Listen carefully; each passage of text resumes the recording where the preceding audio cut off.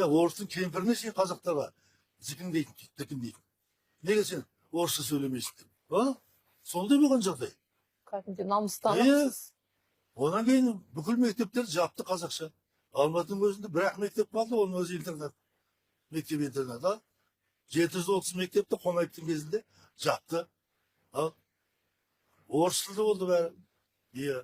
Алматыда оқып өтіргеннен кейін қызметте қалуың үшін, қызметте қалсың пәтерге кезекте тұруың керек қой.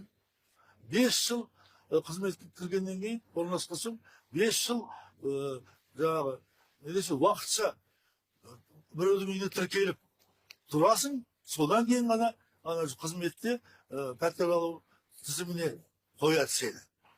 5 жыл сол орыстардың тауық қорасында, тағы бір шошаласында бірлерге тұрып қазақтар институт бітірген.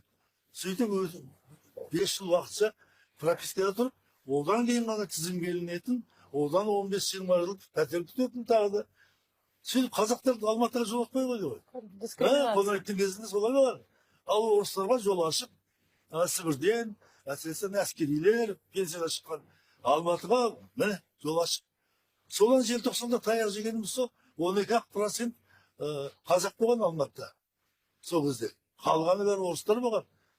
Студенттер уақытша келеді, кетеді. Ал шынымен тұрғылықты қазақтар Алматыда 12% болған.